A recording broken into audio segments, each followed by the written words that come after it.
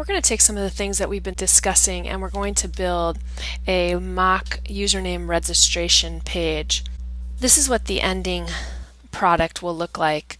You'll be able to enter your username, and if you don't click anything, when you click the register button, it's going to ask you to please enter a username. So then you'll enter your username and then you'll click register, and it'll let you know that you've successfully registered with us and specify the name, and then it's going to output a list of names that have been registered, and it will go ahead and sort them into alphabetical order. So if we were to add another name here, you can see that it updates and says it's been registered, and now it'll sort the new name in alphabetical order as well. If I click register and I have already entered a name, it's going to let me know that that username already exists and ask me to try again. Our starting file is pretty simple. As far as the HTML is concerned, we just have a div with an ID of wrapper, and that's just going to allow us to apply some styles to our page. We have an H1, 2 paragraphs, and in the first paragraph we have an input tag, and we have an ID of text name assigned to this input tag, and then we have a second input tag which essentially is the register button, and you can see it has an ID of button submit. And then we have a paragraph tag with the ID of results. So what we want to have happen is we want the user to be able to enter the username into the input box and click the button to register. If the username already exists, the program is going to inform the user of that. And if the username is not already sorted in the program, the new username is going to be added, the user is informed, and all stored usernames are going to be displayed on the page in alphabetical order. Now, if we were creating a real registration program, it would ask for more information. The data would probably be permanently stored inside of a database, and you would never print out all the existing usernames for everybody to see, and there would be some more formatting things that we would do as well. But in order to just apply some of the things that we've been talking about as far as arrays and the things that we can do with arrays like push and sort, we're going to just create this so that we can practice some of the things that we've been talking about.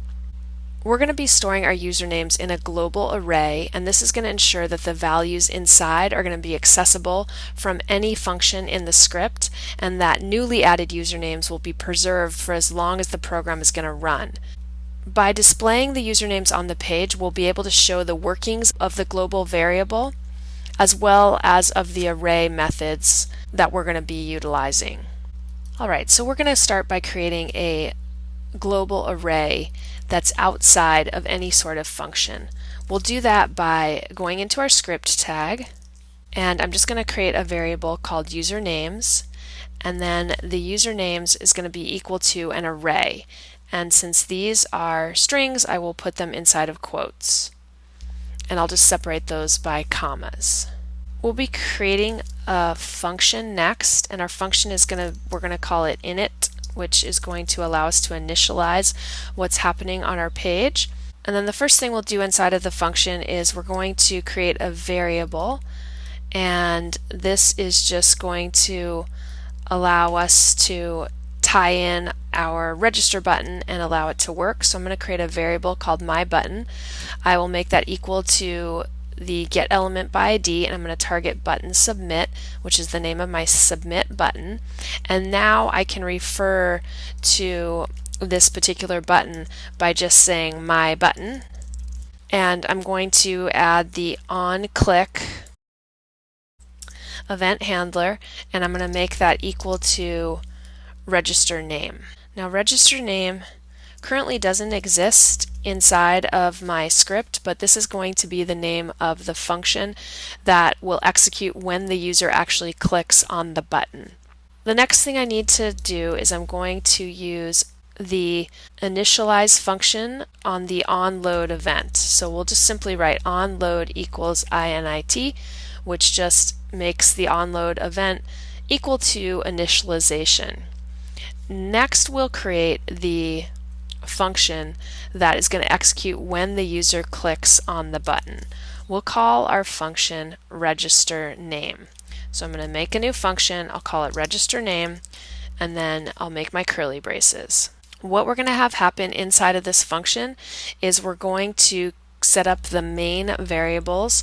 This is going to be the username entered by the user, and we're also going to create a message that's going to communicate with the user and a reference to the paragraph that is going to be used to display the message, and we will create a Boolean variable to be used as a flag. And then if the registration is successful, we're going to set that Boolean to true, and if the registration fails, we'll set it to false and we'll do something else. So let's start off by creating a variable, and we're going to call our variable new name, and we're going to go ahead and make new name equal to document, and we'll use our get element by ID, which we've used before. And then in the parentheses, we're going to pass on the name text name. Text name, if you recall, is the ID that we're using on the input field where the user is going to enter their information. So we're going to get the information that the user has entered into the page. And just to make our script a little bit easier for now, so that our comparisons work, we're going to string together the .value method, and we're going to set the property to lowercase. This is just going to transfer any text that is entered into the input field into all lowercase. And as I mentioned, this is just going to make it easier for us to verify that our form is working. If we were dealing with other cases, our script would have to be a little bit more complicated, and for now we just want to focus on the arrays. Next, we'll create a variable called message, and this is going to not contain any information initially, so we'll just say var message and equal to, and we'll have empty quotes. Then we're going to create another variable called result, and results is going to target the paragraph that we have in result ID assigned to. So we'll create a variable called result, and we'll make it equal to the get element by ID and target the result portion of our page. And then we'll use a Boolean variable, which is going to be set to false, and we'll just use this as a flag inside of our script so that we can test to see if something is completing what we want it to do. So if the registration is going to fail, this is going to take on the name of false. It's going to be initialized as false. Next, what we're going to do is if the user clicks the button but the input box is empty, we want to alert the user and stop any further programming from executing.